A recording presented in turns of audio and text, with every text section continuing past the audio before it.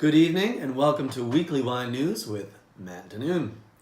In Old World News, Italy has voiced its fears for what Brexit could mean for the country's wine industry at a conference aimed at keeping the trade dialogue open between Italy and the UK and limiting changes after the European Union divorce. This was revealed recently at the annual Wine and Spirits Trade Fair held in Verona, known as Vinitaly. Exports of wine in 2017 exceeded 815 million euros, with an increase of more than 51% between 2012 and 2017. Earlier this month, a study by the European Association of Wine Industries revealed that Brexit will hit the Italian wine industry by 52 million euros every year. In New World News, the US is no longer the top market for Australian wine. According to a report released recently by Wine Australia, the government agency that promotes and regulates the country's wine industry, Australian wine exports to China are up 51% to $807 million, an Australian record for exports to a single country, while exports to the US have plunged by 7% to $341 million. Australia is also expected to pick up ground in China at its expense of its competitor, California, after China imposed an extra 15% tariff on U.S. wine imports in retaliation of President Trump's restrictions on Chinese steel shipments. Other factors influencing the widening gap between Chinese and U.S. markets are the increase in Chinese ownership in Australian wineries and the fact that Australia fared better than the historically low yields of the 2017 vintage in the Northern Hemisphere. Spring frosts have already caused chills in Texas vineyards. After a typically chilly winter, March rains and mild temperatures resulted in uniform bud break across northern Texas in late March. The situation changed when a storm called a northerner made its way south in early April. Temperatures quickly dropped from the 80s down to the mid-30s, which lasted overnight and into the morning hours.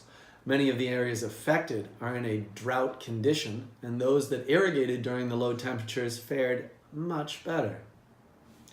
In Canada, 7 leading British Columbian wineries, 50th Parallel Estate Winery, Culmina Family Estate Winery, Haywire Wines, Liquidity Wines, Painted Rock Estate Winery, and Poplar Grove Winery, summing it up with Summerhill Pyramid Winery, have formed a partnership called the Okanagan Wine Initiative.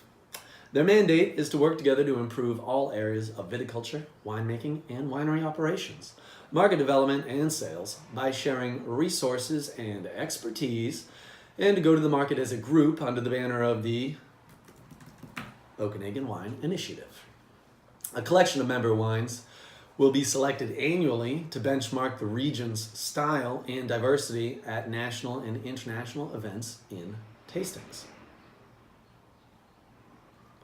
It was announced by the chairman of the Concours Mondial de Bruxelles, hereon known as CBM, that China would host the next CBM event for 2 consecutive years. In 2016 and 2017, China entered the highest number of samples in the 35 to 50 euro price range in the Concours Mondial, outnumbering entries by Spain, 22, France, 14, and Italy, 12. In 2017, Chinese entries topped the list in the 50 to 70 euro price category, together with Spain, and were the undisputed leaders with 11 entries in the 70 euro plus category. Nearly 1/4 of all samples in the higher price categories entered in the Concours Mondial in 2017 were from China, and nearly 1/3 of them were awarded a medal by the judging panel. The country fared well in all wine categories. In 2017, it ranked 6th for the number of medals, following traditional wine-producing countries like Spain, France, Italy, Portugal, and Chile, and ahead of South Africa and Greece.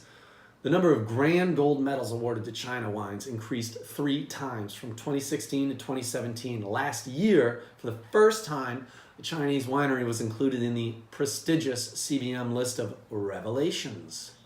This leads us closer to the belief that all our children will drink top quality Chinese wines when they come of age.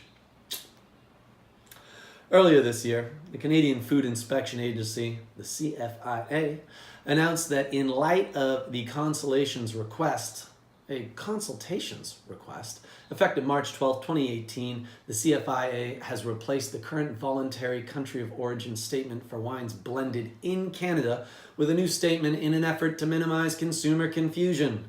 Previously, wines blended in Canada used the cellared in Canada statement. From now on, they will be labeled as such.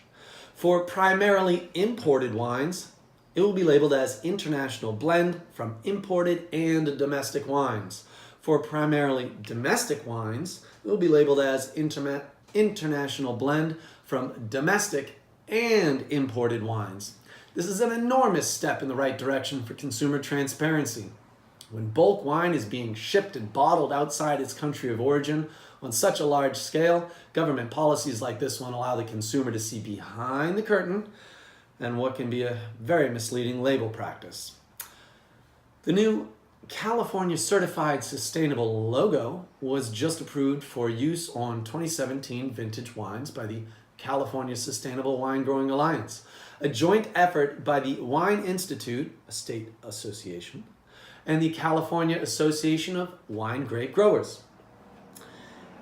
We should begin to see it soon on new white wines and rosés from 2017, and later on red wines as they are released in a year or two. To be California Certified Sustainable, a winery must adhere to 58 individual requirements in the vineyard and another 37 in the winery. More than just avoiding pesticides and herbicides, it's about energy and water conservation, pest management, wildlife habitat protection, and monitoring of greenhouse gas emissions, among other criteria. Results are audited by a third-party accreditor. As of November 2017, 127 wineries producing 74% of California's wines were certified as sustainable under the program, as are 1,099 vineyards farming 134,000 acres, nearly a quarter of California's vineyard land. To carry the logo, at least 85% of wine must come from a certified sustainable vineyard. In other industry news, extreme weather across many wine regions in 2017 may be more than a blip. According to fresh data from the European Academy Society's Advisory Council, says that wildfires, droughts, and flooding are becoming more common globally due to man-made climate change.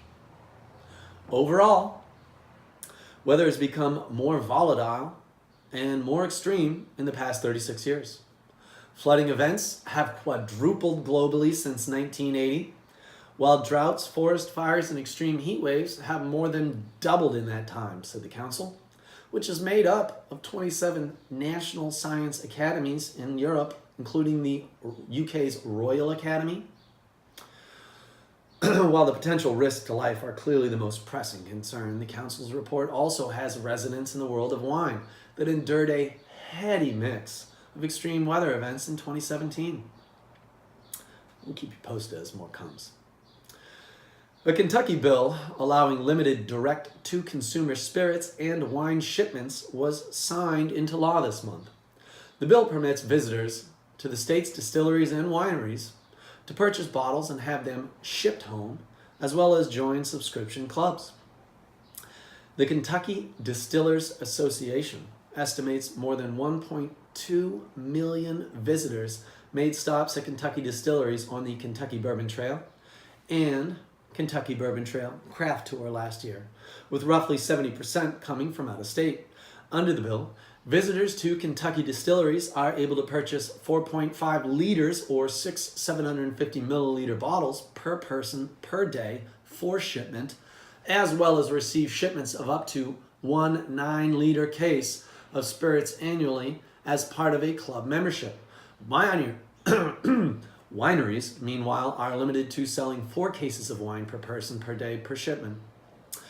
For club shipments limited to 12 cases per year.